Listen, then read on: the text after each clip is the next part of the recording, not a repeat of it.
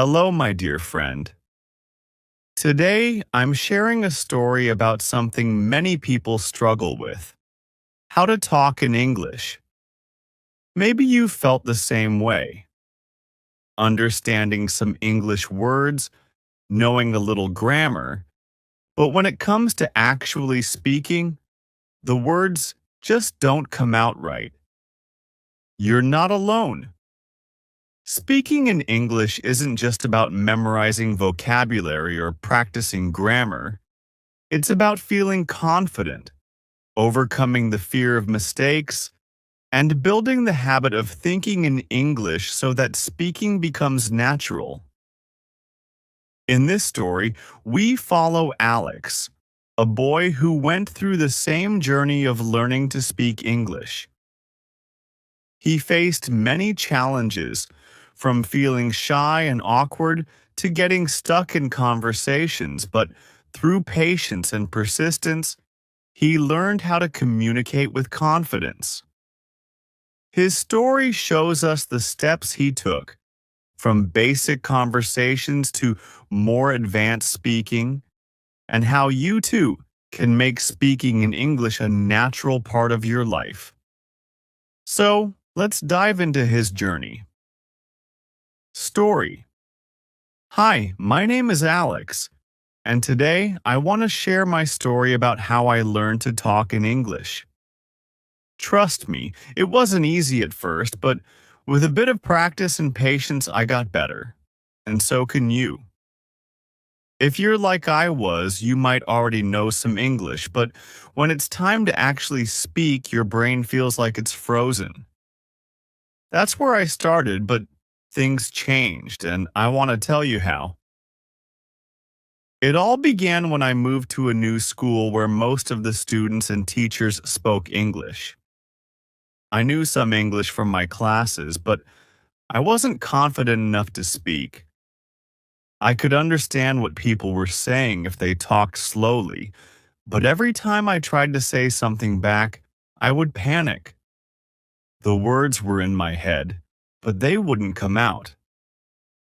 I remember one time in class when the teacher asked me a simple question: "What's your favorite hobby?" And I just sat there in silence, feeling embarrassed. I knew I had to change something because speaking English was important, not just for school, but for my future.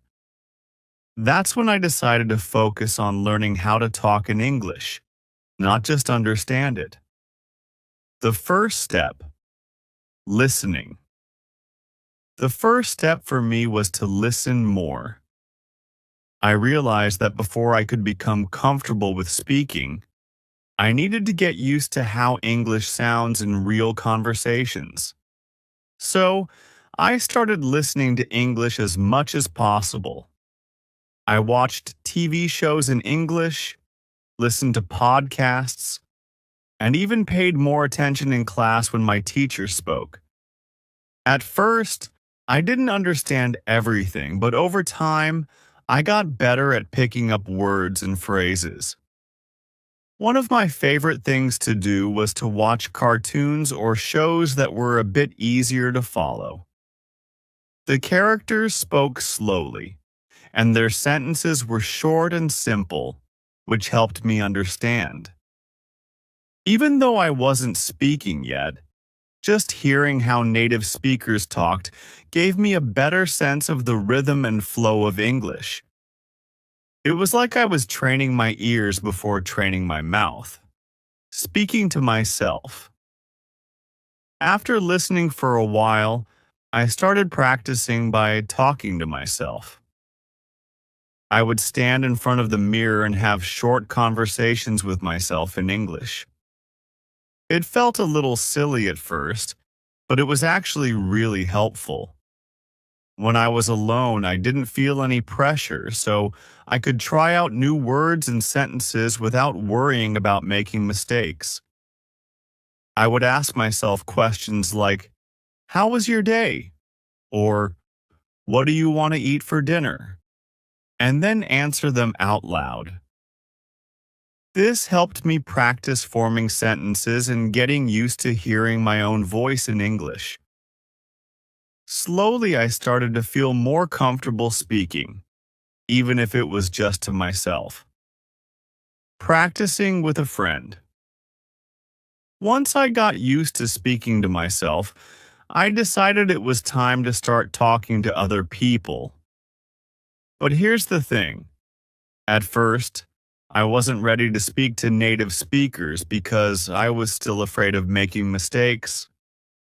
So I found a friend who was also learning English, and we agreed to practice together.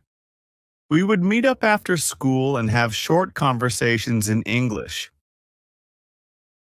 The best part about practicing with a friend was that we were both learning, so neither of us felt embarrassed if we made mistakes.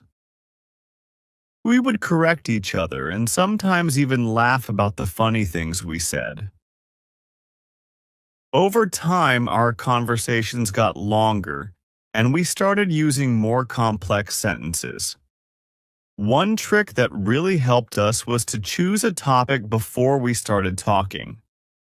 For example, one day we would talk about school, and another day we would talk about our hobbies.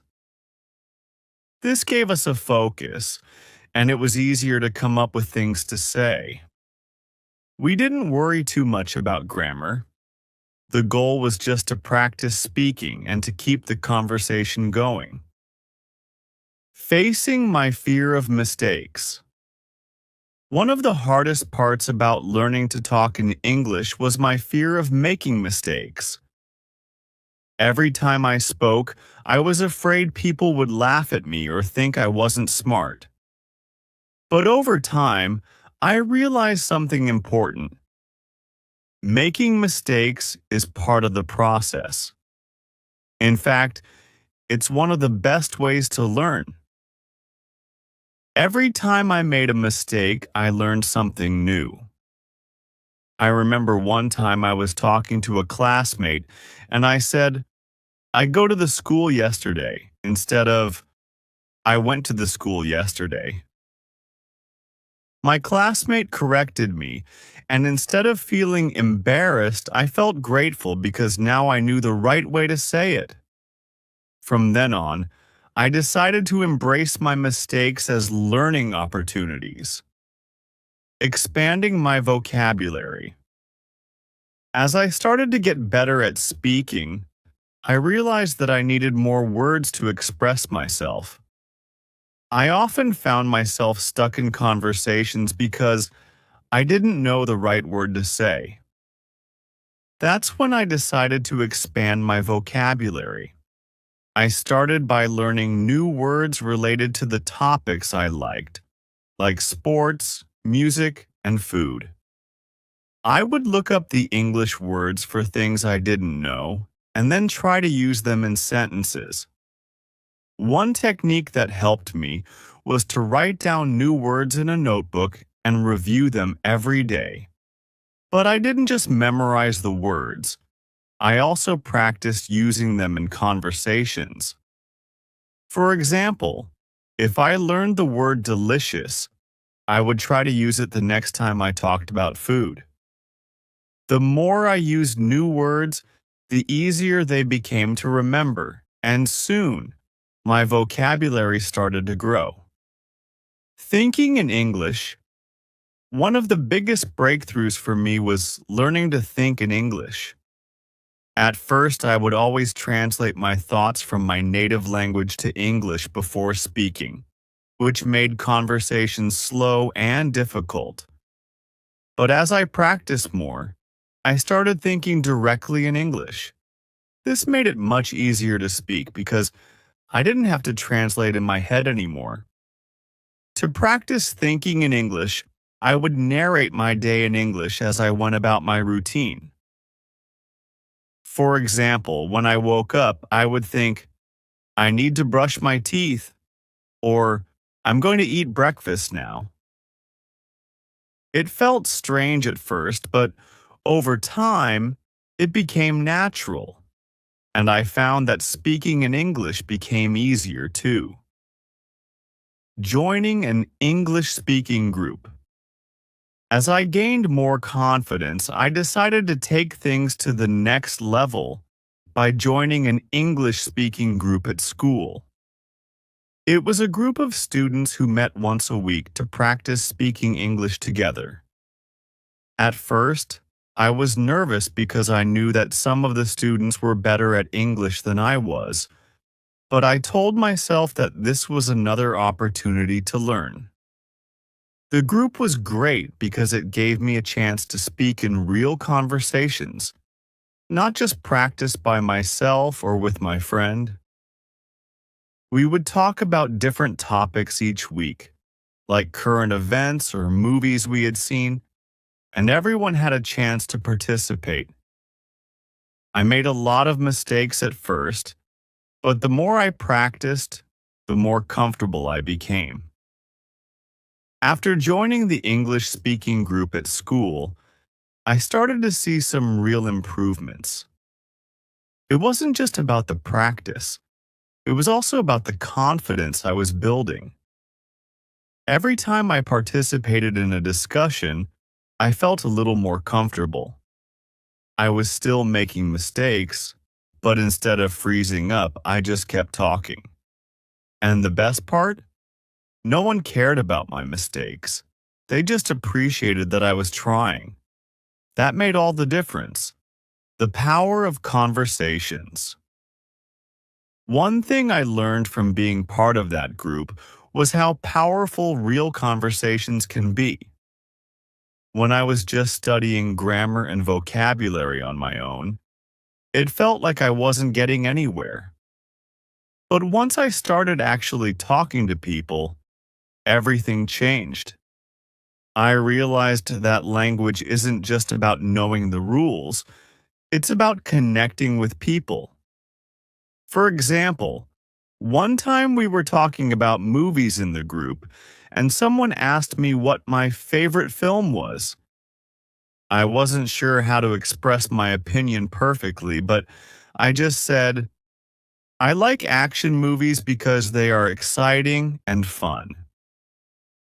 It wasn't a fancy sentence, but it got my point across and the conversation flowed from there. That's when I realized communication doesn't have to be perfect. It just has to be clear enough to keep the conversation going. This idea took a lot of pressure off me. Instead of worrying about every little mistake, I focused on expressing my thoughts. If I didn't know a word, I tried to explain it in a simpler way. If I got stuck, I just asked for help. Over time, this approach helped me become more fluent without even realizing it. Tackling more complex conversations. As I got more comfortable with everyday conversations, I started challenging myself to talk about more complex topics. This was a bit intimidating at first because the more advanced the conversation, the harder it was to keep up. But I knew that if I wanted to improve, I had to push myself out of my comfort zone. One day, the group decided to talk about current events. We were discussing things like politics, the environment, and technology. I felt nervous because I didn't know a lot of vocabulary related to these topics, but I tried to participate anyway. When I didn't understand something, I asked questions like, "What does that mean?" Or, "Can you explain that to me?" By doing this, I learned a lot of new words and phrases that I wouldn't have learned otherwise. It was challenging, but it was also exciting because I was expanding my ability to communicate in different situations. The key was not being afraid to ask for help and staying curious about learning more. Learning from mistakes. One of the most important things I learned during this process was how to embrace my mistakes. At first, making mistakes felt embarrassing, but after a while, I started to see them as opportunities. Every time I made a mistake, it was a chance to learn something new. I remember one specific example when I was talking about a TV show and I said, I watch it since last year, when I should have said, I've been watching it since last year. Instead of feeling bad about the mistake, I laughed it off and asked my friend to explain the right way to say it. This kind of feedback helped me improve faster. I realized that mistakes are just part of learning, and as long as I keep trying, I'm moving in the right direction. Expanding my social circle. Another unexpected benefit of learning to talk in English was that it expanded my social circle. As I got better at speaking, I started making more friends, not just in the English speaking group, but also outside of it. I could now join conversations in class, during lunch, and even outside of school with people who spoke English. One day, I met a group of international students who were also learning English, and we hit it off right away. We came from different countries, but English was the language we all had in common. It was amazing to see how language could connect people from different backgrounds.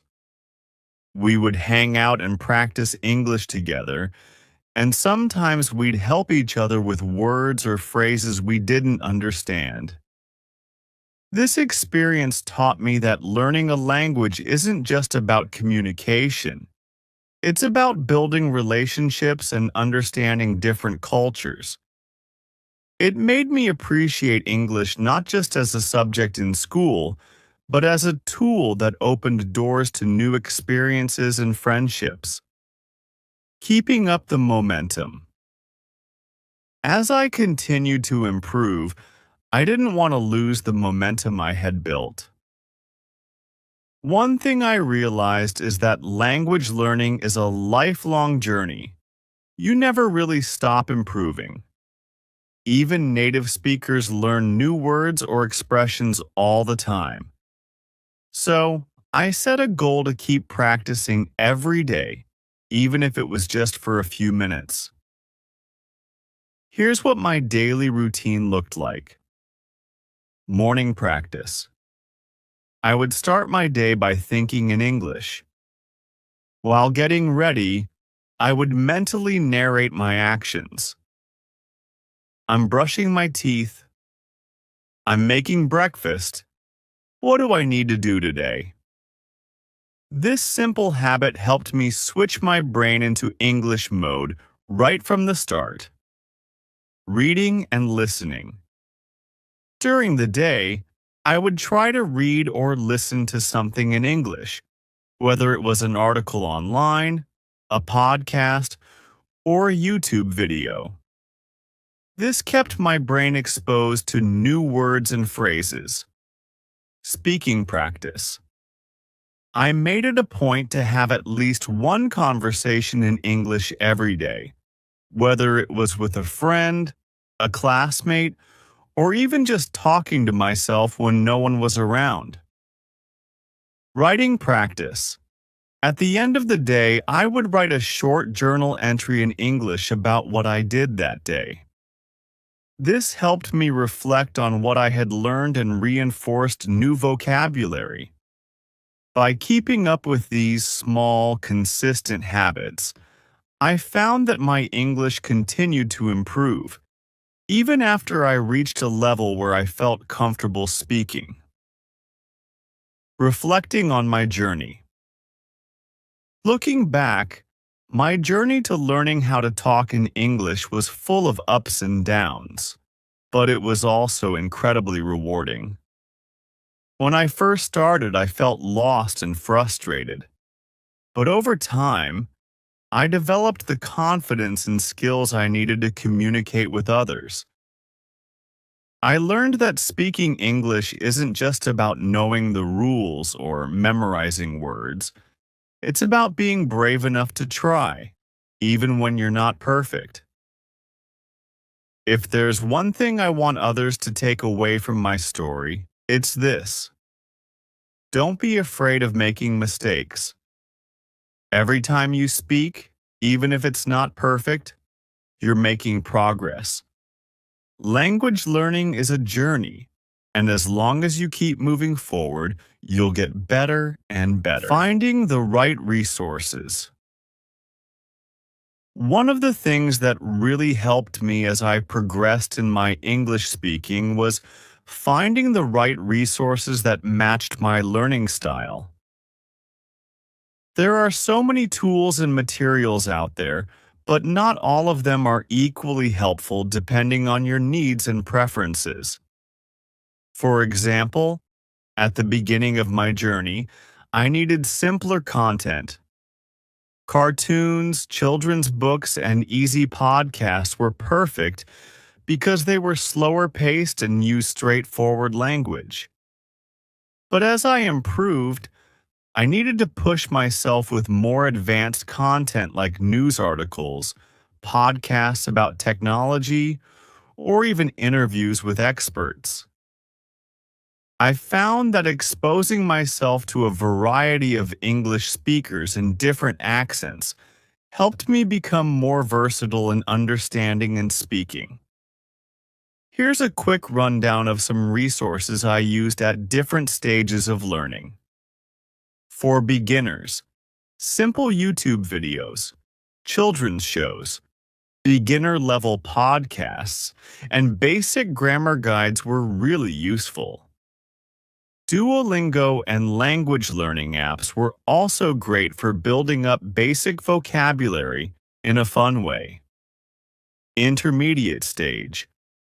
I started to listen to podcasts like The English We Speak by the BBC. I also read more articles on websites like Medium or News, in Levels, which offer articles in different levels of complexity.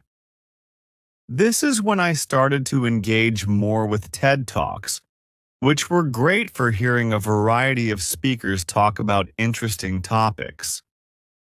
Advanced stage. Once I felt more comfortable, I dived into more challenging content, reading full-length novels in English, watching movies without subtitles, and listening to native speed podcasts like The Daily or How I Built This. These pushed me beyond my comfort zone and helped me pick up more nuanced ways of speaking, like idioms and colloquial phrases.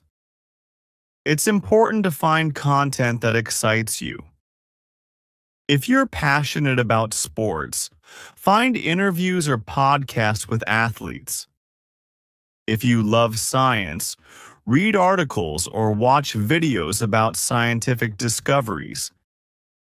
The more interested you are in the content, the easier it becomes to stay motivated. Setting clear goals. One thing that I learned was essential in my journey was setting clear and achievable goals. When I first started, I didn't really know how to measure my progress. I would study a little here and there, but I wasn't consistent because I didn't have a target in mind. Once I started setting specific goals, it became much easier to stay focused.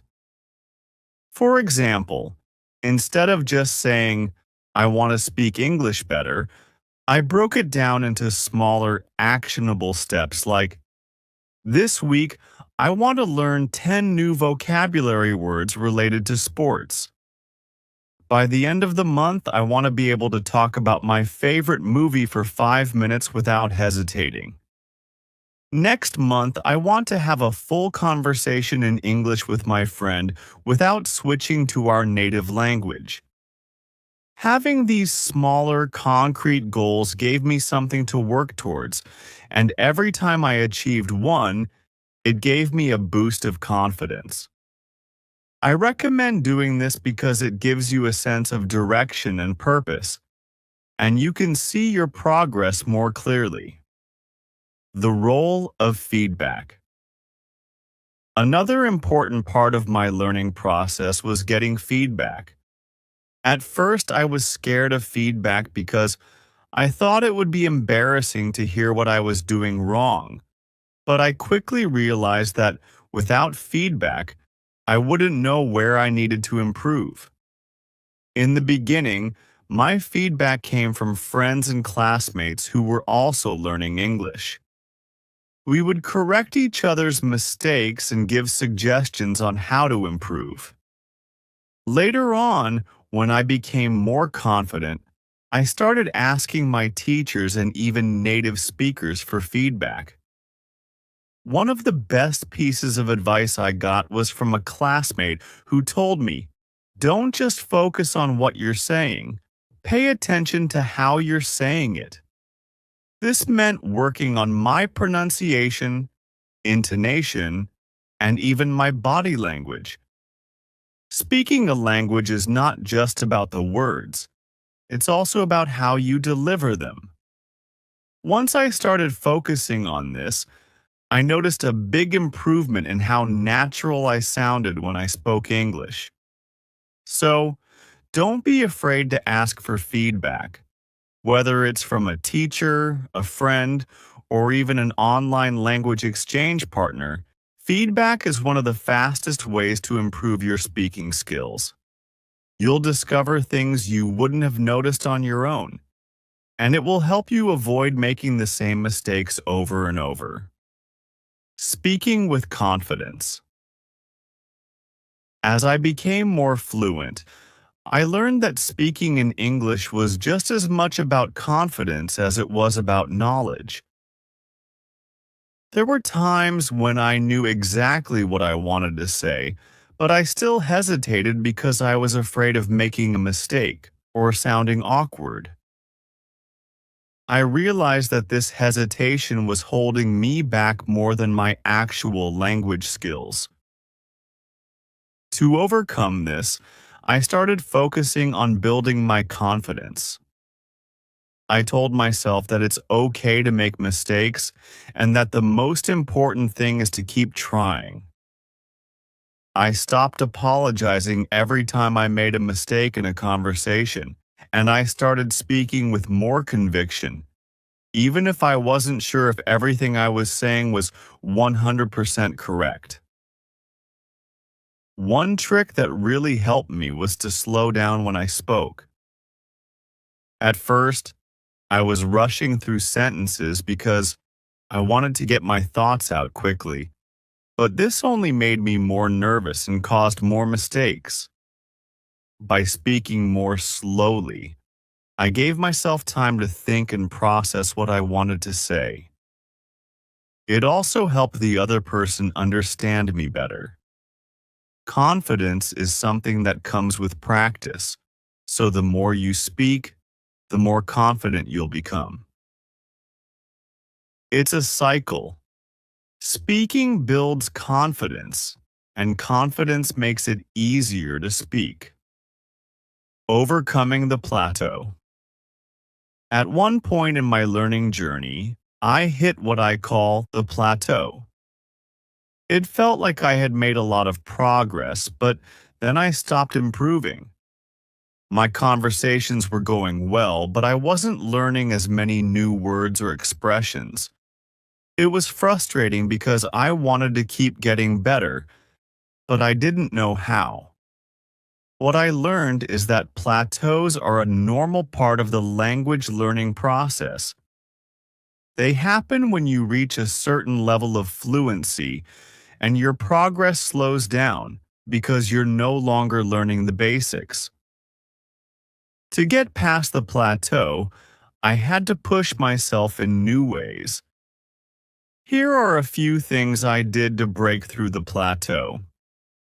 Diving into new topics. I started exploring subjects I wasn't familiar with, like history or business, to expose myself to new vocabulary. Engaging in deeper conversations.